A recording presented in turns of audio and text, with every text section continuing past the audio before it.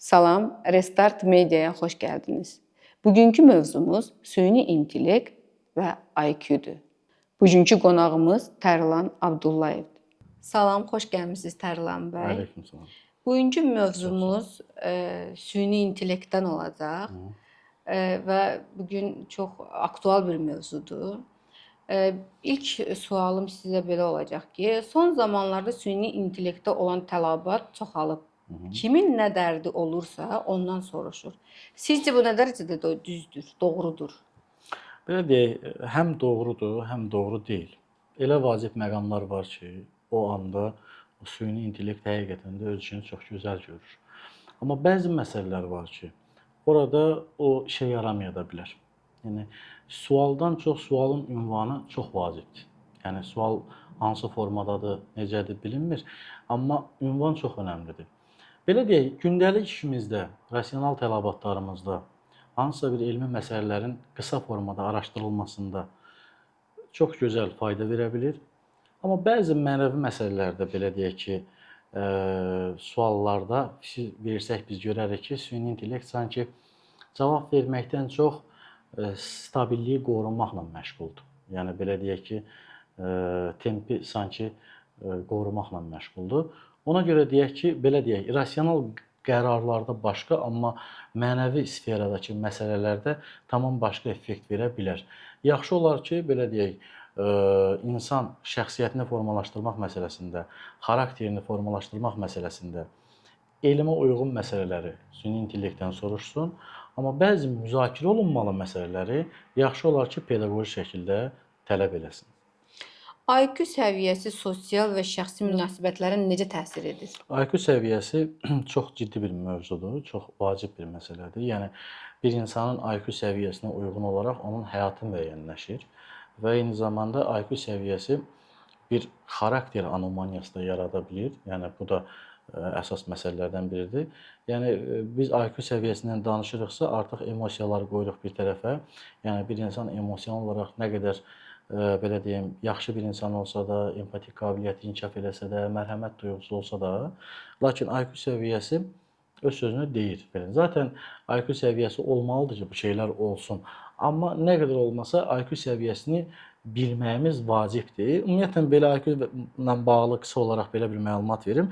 IQ səviyyəsi şkalativ olaraq bunu ölçür professional psixoloqlar verdikləri suallarla və statistik əlamətlərlə müəyyənləşdirə bilirlər. İntellektual səviyyə çox vacibdir nəyə görə? Hər bir insanın bir tutumu var, bir balansı var. Həmin o balansı sən tutanda, biləndə o insanla necə danışmalı olduğunu bilirsən. Belə deyək ki, IQ səviyyəsi 50-yə qədər olan insanlar adətən belə hesab olunur. Yəni onlar öz təbii ehtiyaclarını ödəyə bilmirlər, aslı insanlardır, əqli geri olmuş insanlar hesab olunur olar. Məsəl üçün 50-60 IQ səviyyəsində olan insanlar var ki, onlar vərdişin gücü ilə hərəkət edirlər. Belə deyək ki, bir şeyə vərdiş almalıdırlar ki, o şeyi eləyə bilsinlər. Yəni belə deyim ki, qarmaqarışıq məsələlərə girə bilmirlər. Qarmaqarışıq sual verərsən, aqressiv cavab da verə bilər. Belə deyək ki, onun gücü, beyninin gücü ora qədərdir. Və sən onu biləndə onunla artıq dil tapmağın da rahat olur. Yoxsa ki, bəzən görsən ki, biri deyir ki, filan kəsə sözü 40 dəfə deyirsən, başa düşmür. Onun başa düşməmək səbəbini sən güya başa düşmürsən.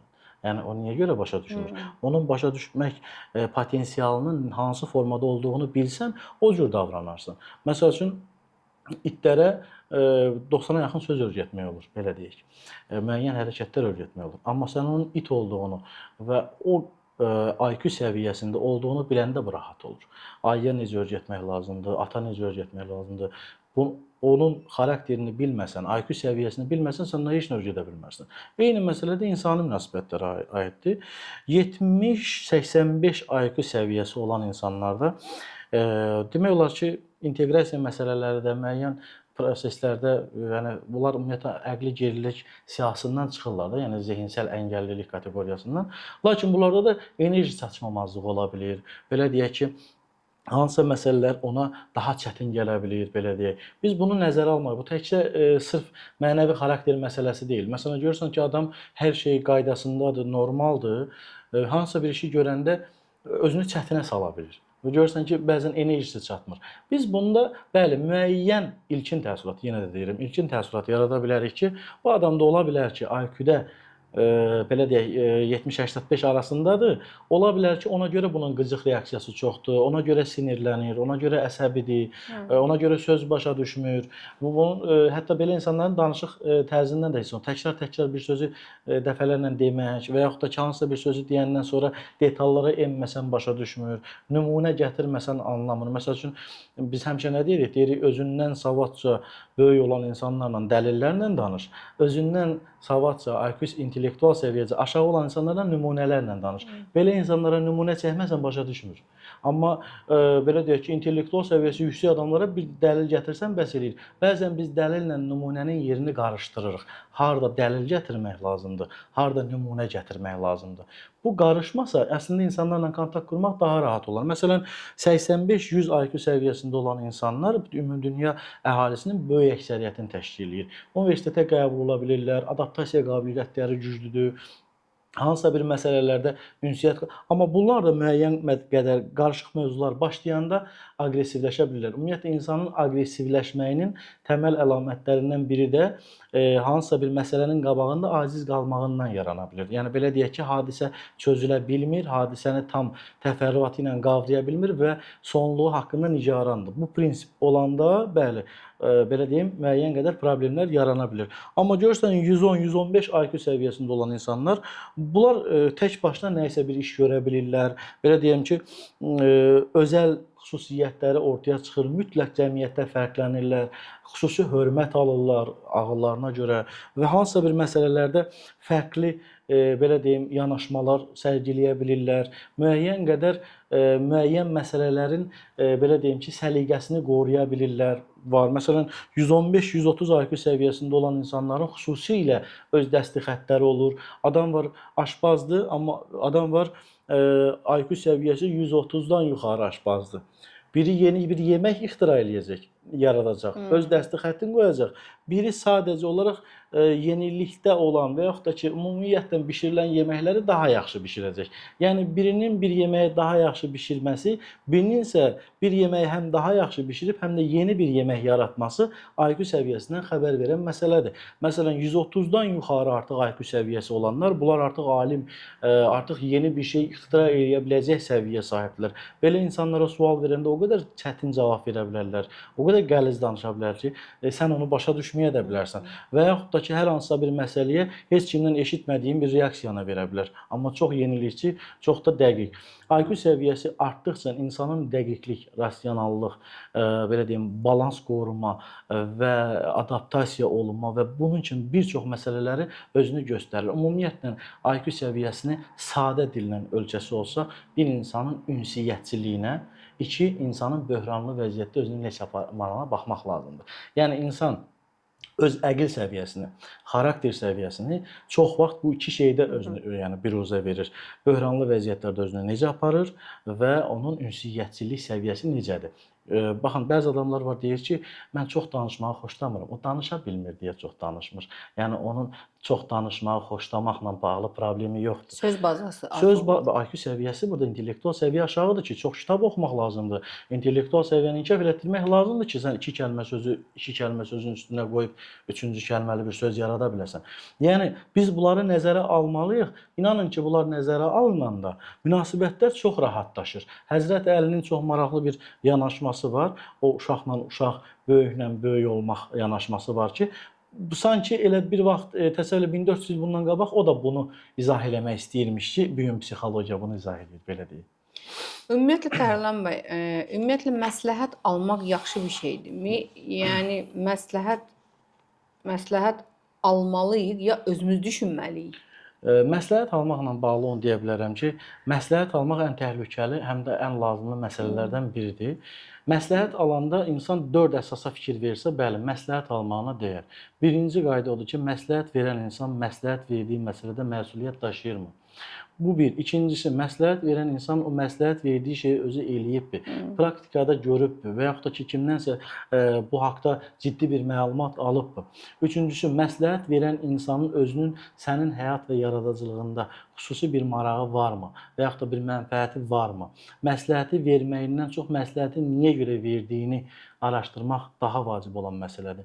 Ümumiyyətlə, məsləhət almaq ən sona saxlanılmalı olan bir məsələdir. Niyə görə? Çünki insan məsləhət alanda, hətta doğru məsləhət alsa belə, məsləhət almaq insan beynini tənbəlləşdirir. Çünki sən özün düşünmürsən artıq. Müxtəlif insanların başı ilə düşünməyə başlayırsan və bir müddətdən sonra artıq o insana ehtiyacın olur. Məsəl üçün, mən Aygün xanımdan məsləhət alaraq öz həyat və yaradıcılığımı davam elətdirirəmsə, Aygün xanım olmasa onun ikisi mənə daha ağır təsir eləyəcək. Amma halbuki mən mən məsləhət almağı ən sona saxlasaydım, həm öz ağlımdan istifadə eləyəcəkdim, həm düşünmə qabiliyyətini formalaşdıracaqdım, həm də məsləhət, belə deyim, hadisə və mövzunun bəzəyidir. Belə deyim, mən artıq bu məsələ haqqında düşünmüşəm, kifayət qədər rəyə sahibəm, təcrübəyə sahibəm.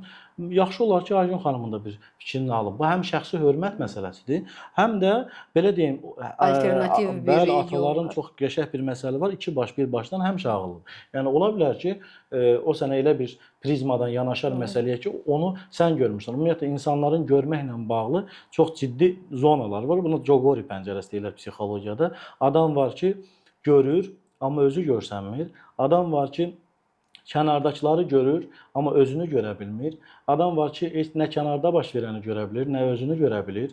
Yəni bu dəyişən bir prosesdir. Adam da var ki, o kənardan daha yaxşı görünür. Yəni bu da belə deyim ki, sistemli olaraq üzərində psixoloji olaraq işlənməli məsələdir. Son zamanlarda insanların ciddi güvən problemi var. Kimə etibar edək və nəyə əsasən? Güvənməklə bağlı onu deyə bilərəm ki, ümumiyyətlə belə deyim, güvənmək ehtiyacını düzgün formalaşdırmaqdan ötürü birinci növbədə qarşı tərəfdəkinin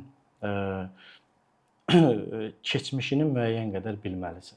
Hər bir insan özü bir həyat hekayəsi daşıyır və müəyyən bir arxivi var, belə deyək. Müəyyən bir yaşanmışlıqları var. Yəni bir insanı güvənilir eləyən məsələ əslində o insanın sənlə münasibəti ilə bağlı olan məsələ deyil, özü ilə bağlı olan bir məsələdir. Və güvənilirliyi təyin eləyən əsas meyar sözdür. İnsanlar sənədi icad eləməmişdən qabaq, möhürü icad eləməmişdən qabaq sözə çox ciddi bir şəkildə yanaşırdılar və belə deyək də, biz evliliyin tarixinə baxsaq, nikahın tarixinə baxsaq, baxarıq ki, hardasa bir 1000 ildir, ya da təxminən 1500 ildir ki, insanlar bir-birinə evlənəndə imzaya ehtiyac duyurlar. Bu əslində insanların diqqətlə fikir versək, fəlsəfi olaraq yanaşsaq görərik ki, sənədin yaranması artıq insanların bir-birinə güvənini itməsi deməkdir. Yəni artıq sənədə ehtiyac duymaq, peçata, möhrə, ştampa ehtiyac duymaq sanki belə deyim ki, artıq sözün əhəmiyyətinin itməsi deməkdir. Amma hər halda biz fikir veririk sözə və o sözü deyən insanın kimliyinə, çünki sözə hər kəs deyə bilər. Və görsən sözlər bəzən manipulyatивdir, aldadıcıdır, amma o sözlə o keçmiş hərəkət. Baxın, bəziləri deyir ki, söz və əməl. Söz və əməl uyğunluğu indi bu dəqiqə səni aldatmaq üçün ola bilər. Söz və keçmişdəki əməl uyğunluğu. Yəni buna uyğun hərəkət eləsək, hər bir insan güvənilirdir əslində. Baxır hansı məsələdə. Bizdə bir xüsusiyyət var. İnsanoğlunun ən böyük səhvidir. Adam güvənilirdirsə, ona bütün məsələlərdə güvənmək olur. Elə bir şey yoxdur. Adam müəyyən məsələdə güvənilir ola bilər. Müəyyən məsələlərdə özündən asılı olmayan səbəblərə görə də güvənilir olmaya bilər. Və biz burada növbəti bir məsələ, sual yaranır. Deməli, onda insanın güvənilir olub-olmamağını ölçmək üçün həm də onun vərdişlərinə baxmalıyıq. Əgər bir insanın ona zərər verən və öhdəsindən gələ bilmədiyi vərdişləri varsa, bu insanın da güvənilir olub-olmaması artıq sual altındadır. Ən azından 2 dəfə düşünməlisən. Bunlar da əslində təlimlərlə hesablanan məsələlərdir, amma mən çalışdım ki, əsaslarını deyəm ki, bizə faydalı olanlarına götürək. Müasir cəmiyyətdə iradəsizlik ciddi müşahidə olunur. Sizcə bunun səbəbi nədir? İradəsizliklə bağlı danışanda da mən həmişə belə məsələlərə vurğulayanda da deyirəm. İradəsizliyin məncə birinci təməl prinsipi, belə deyim, insanın özünə düzgün şəkildə irad bildirməməsidir. Yəni belə deyək ki, adam deyir ki, mən iradəsizlikdən əziyyət çəkirəm, lakin heç vaxt da özünə irad bildirmir. Yəni belə deyək. Belə deyək, İkinci bir məsələ kimi, belə deyim, lap belə biraz mürəkkəb şəkildə izah eləsək, iradə sözünün ümumiyyətlə mənası nədir? İradə nəyi izah edir? İradə insanın həyat fəaliyyətinin ixtiyari şəkildə olması deməkdir. Xidmətçi insanlar iradəli ola bilmir. Yəni belə deyək ki, əgər mən kiminsə buyruğuna xidmət eləmək üçün formalaşmışamsa, mənə şəxsi iradəli olmaq hətta stress, qəzəb, belə deyim, yorğunluq, gərginlik də verə bilər. Yəni iradəli olmaq məsələsi çox vaxtı iradəli formalaşmaq məsələsindən qaynaqlanır. Hər bir insan, biz öz başımıza yetişməmişik ki, hər bir insan müəyyən insanın təsirində formalaşır. Əgər uşaqlıqdan gənclik çağına qədər müəyyən qədər məsələlərdə azadi və ixtiyari şəkildə formalaşma imkanımız olsa, bu çox gələcəkdə bizim iradi xüsusiyyətlərimizə təsir eləyə bilər. Və bayaq da mən bir söz vurğuladım ki, deməli iradəli olmaq üçün irad bildirməyi də bacarmaq. Yəni insan o vaxt iradəli olur ki, hansısa bir məsələlərdə özünü tərəziyə qoya bilir. Başqasının tərəzinə ehtiyac yoxdur. Yəni özündə olan səhvləri, özündə olan nöqsanları, özündə olan vərdişləri düzgün bir şəkildə nizamlamağı özü-özündə yarada bilsə, onda bir maraqlı qəzəb formalaşacaq özünə qarşı, özünü dəyişdirməklə bağlı. Yəni bir növ belə deyim, iradəli olmaq həm də indiki halından razılaşmamaqla da bağlı olan bir məsələdir. Razılaşdığın an inkişafdan dayanırsan. İradəli olmaq həm də irəliyə doğru addım atmaq. İndiki vəziyyətin yaxşı olsa belə ondan razılaşmadan inkişafa meyilli olmaqdan başlayan bir məsələdir. Sırf iradəli olmaq təlqin mövzusudur. Təhsil mövzusudur, tərbiyə mövzusudur, təlim mövzusudur. Sevmək iradəyə təsir edirmi? Bəli, sevmə iradəyə təsir eləyə bilir müəyyən xarakterlərə görə. Ümumiyyətlə sevgi məsələsində niyyət düz olmayanda bu belə olur. Adam var lazımdır deyə sevir, adam var yaxşıdır deyə sevir, adam var sevmək üçün yaşayır, adam var yaşamaq üçün sevir. Yəni əgər sən belə deyim, sevmək üçün yaşayırsansa, iradən zədələnəcək, yaşamaq üçün sevirsənsə, iradən formalaşacaq.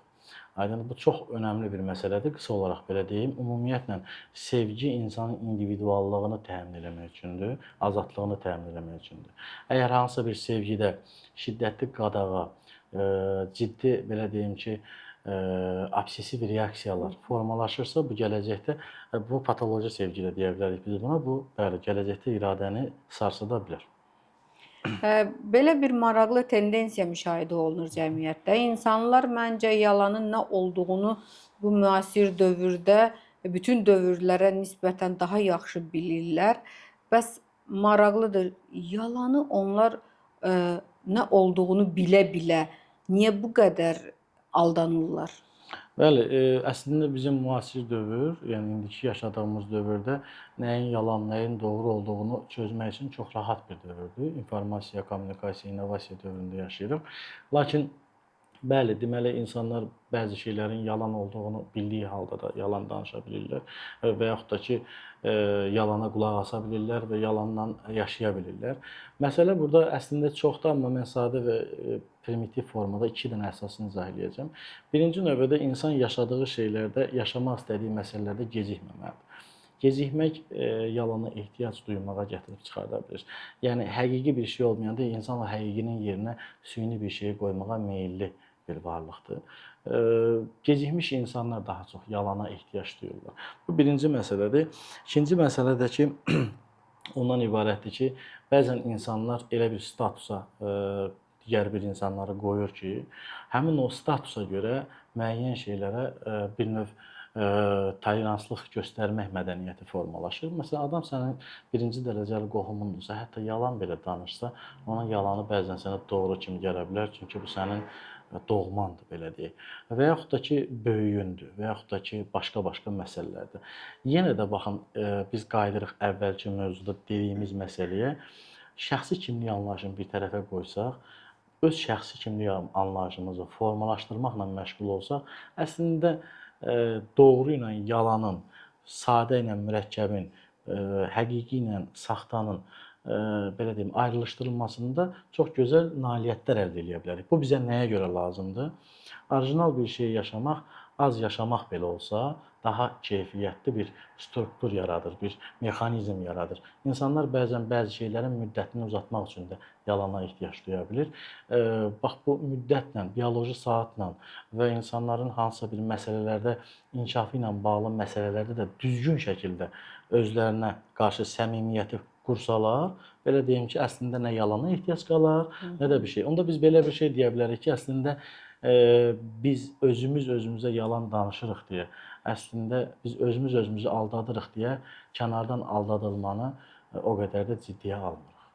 Tərlan bəy, səhv etməmək üçün nə etməliyik? Aha. Bu da yaxşı sualdır, maraqlı sualdır. Səhv etməmək üçün biz nə etməliyik? Ümumiyyətlə səhv etməmək üçün çalışmalıyıq sərf etməyə. Həyatımızı, vaxtımızı, dəqiqəmizi nə qədər boş şeylərə vaxtını sərf eləsən, bir o qədər səhv etmiş hesab olunursan. Və ikinci bir məsələ, özünə sərf etməyən şeyləri etsən, bir o qədər də səhv etmiş hesab olunursunuz. Baxın, burada mən bir kəlmə söz işlətdim sərfiyyatla bağlı. Dedim ki, belə deyim, vaxtını sərf etmə, sonra dedim özünə sərf edəni et. Yəni insan əgər həyatda səhvlərini azaltmaq istəyirsə ki, səhv etməyən insan yoxdur. Birinci növbədə baxmalıdır nəyə maraq sərf eləyir, vaxt sərf eləyir, duyğu sərf eləyir. Hamısı özündən gedir axı, enerji sərf eləyir. Və ikinci olaraq özünə nə sərf eləyir. Yəni mübadiləni pozmayan insan heç vaxt həyatda belə deyim ki, uduza bilməz. Yəni almaq qarşılığında verməyi, vermək qarşılığında almağı bilmək üçün nəyi sərf eləyirəm, nə mənə sərf eləyir, prinsipini bilməlidir. Və bunu aşsa, o ola bilər müəyyən qədər yaxşı insan kimi görünə bilər. Amma ən sonda yenə də səhv etmiş insan damğası ona vurulacaq, belə deyə bilərik. Həyatda alına bilinəcək ən önəmli həzz nədir sizcə? Həyatda insanın deməli ala biləcəyi ən gözəl həzz, ən gözəl duyğu, yəni bunu bir insan eləyə bilmirsə, o belə deyərəm kamil insan deyil. İnsan öz sağlamlığından ləzzət ala bilmirsə, o insan ümumiyyətlə heç nədən ləzzət ala bilməz. Və alsa belə o ləzzət davamlı ola bilməz. Sağlamlıq deyəndə insan duyğu orqanlarının inkişafından burada söhbət gedir. Yəni nəfəs almağından ləzzət ala bilməyən, dad bilmə qabiliyyətindən ləzzət ala bilməyən, iy bilmə qabiliyyətindən ləzzət ala bilməyən, eşitmə qabiliyyətindən ləzzət ala bilməyən, görmə qabiliyyətindən ləzzət ala bilməyən, toxunma qabiliyyətindən ləzzət ala bilməyən insan heç nədən ləzzət ala bilməz. Amma insanlar həyata şərt qoyur. Yox, mən istədiyim şeyə toxunsam ləzzət alacam, mən istədiyim şeyi görsəm ləzzət alacam, heç vaxt onu görməyəcəksən. Çünki sən görməyin özündən ləzzət al ki, ondan sonra istədiyin şeyi həyat sənə göstərəcək. Yəni bu qaydadır, sistemdir. Ona görə də insan özünə aid olan duyğu orqanlarından ləzzət almağı öyrənsin.